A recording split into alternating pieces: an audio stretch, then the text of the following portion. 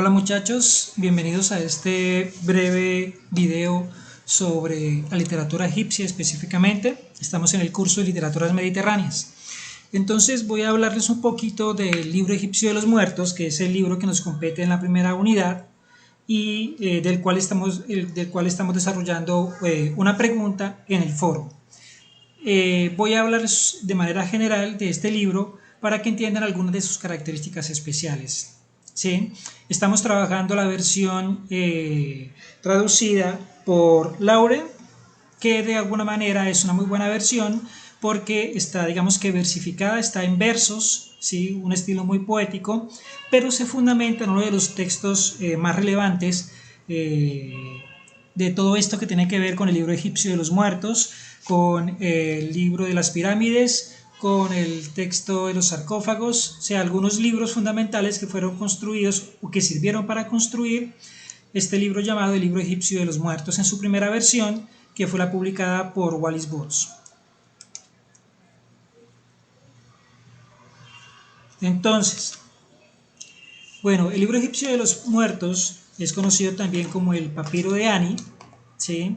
Data de aproximadamente hace 1500 años antes de Cristo. Data en el sentido de que recordemos que es una compilación, de muchos otros escritos que se han traducido de alguna manera o interpretado de aquellos textos funerarios que se hallaron en paredes de pirámides, en tumbas, en sarcófagos, en féretros y en papiros. Aquí dice en rojo que es un texto funerario y por eso lo que ustedes encuentran cuando abren la versión que yo les compartí por PDF es que está en lugar de capítulos categorizado por conjuros.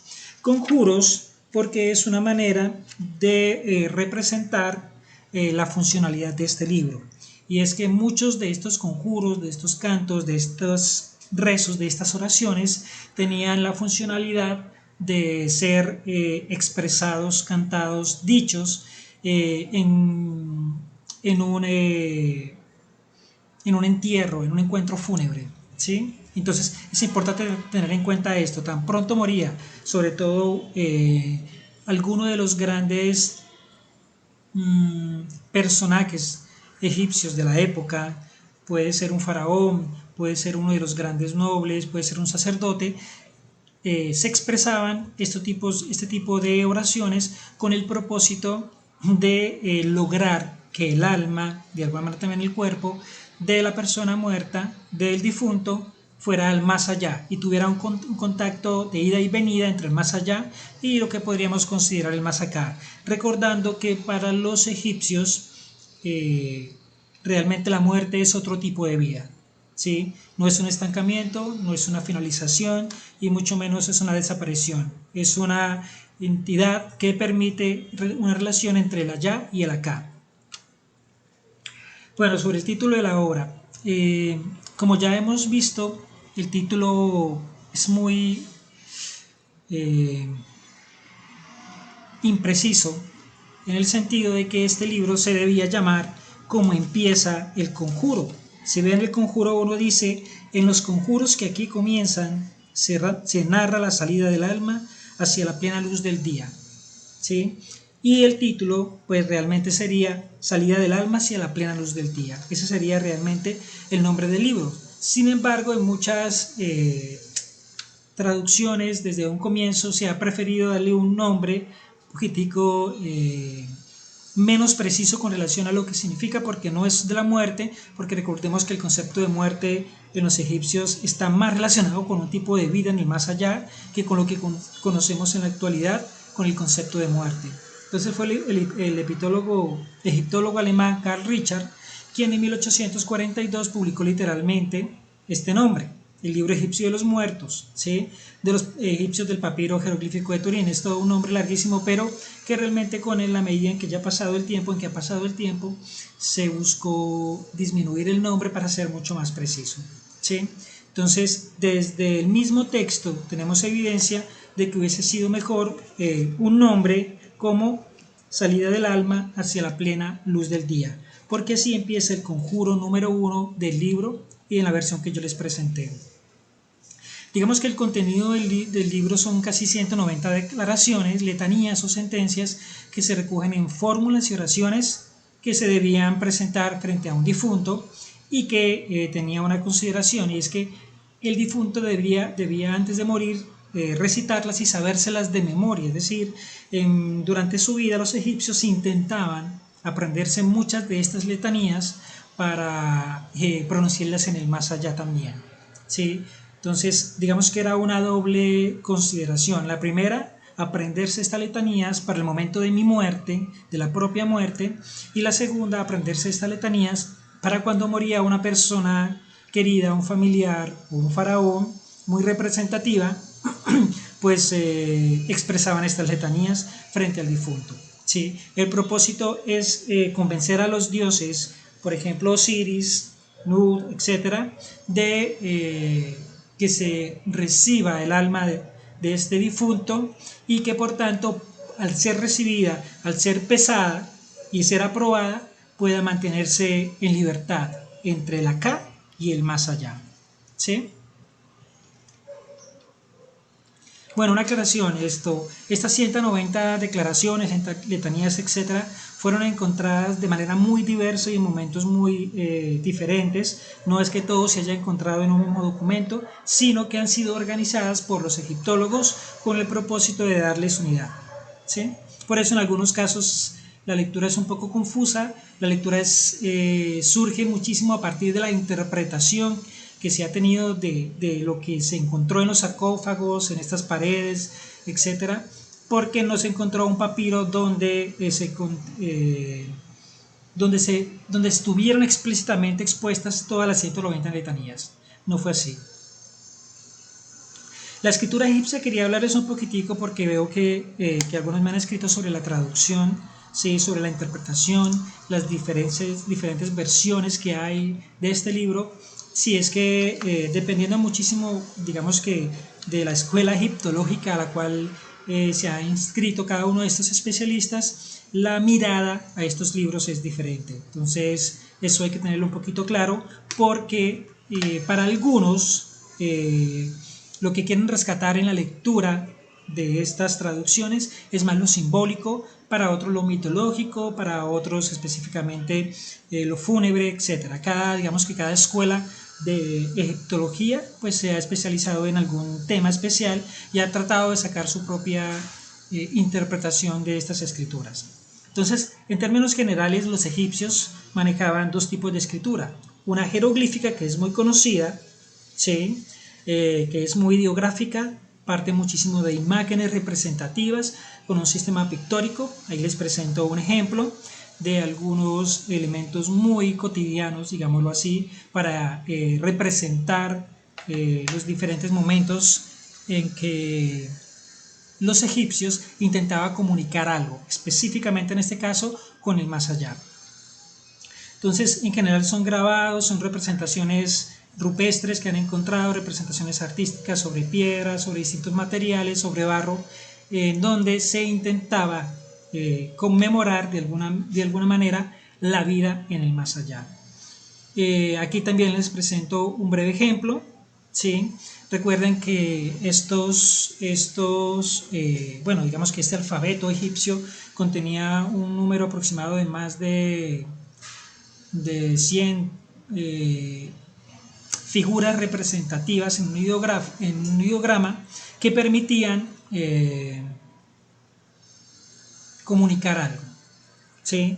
En muchos casos, una sola imagen podría tener un significado, o en otros, como lo que les presento, que está en blanco, donde dice RA, compete en su unidad a Ra, el dios del sol. Entonces, la lectura es un poco más compleja en ese sentido desde la lectura egipcia, jeroglífica.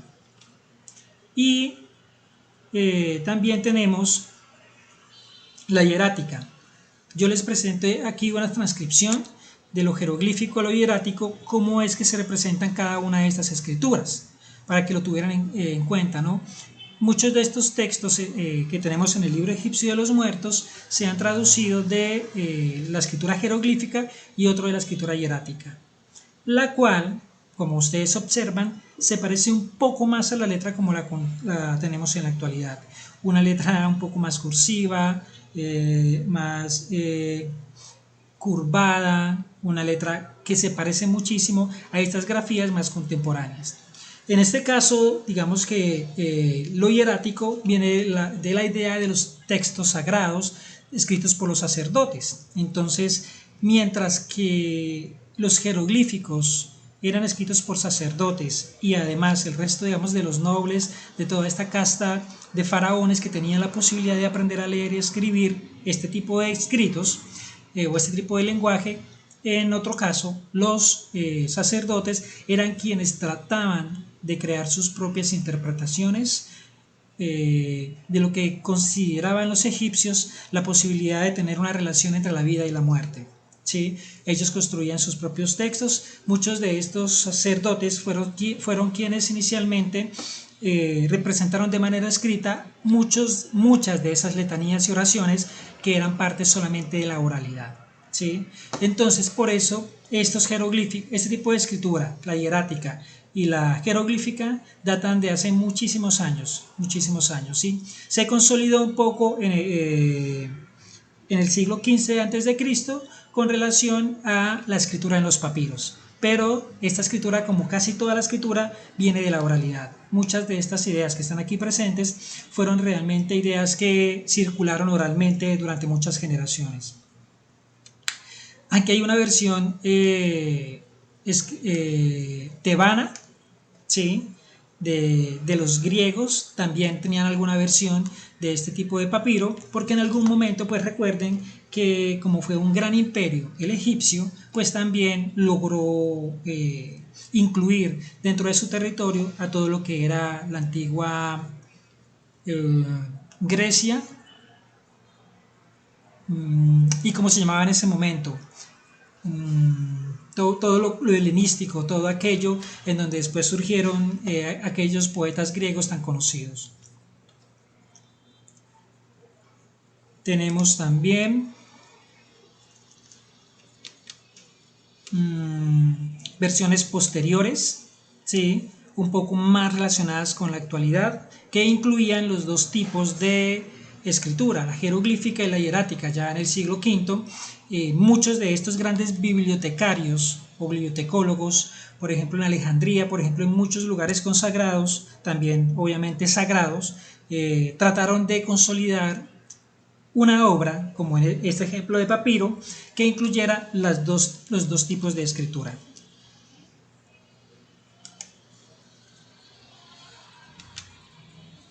Aquí les presento una versión que utiliza el jeroglífico, alguna interpretación directa de las letras como las conocemos nosotros, es decir, qué representaría cada uno de esos símbolos, ¿sí?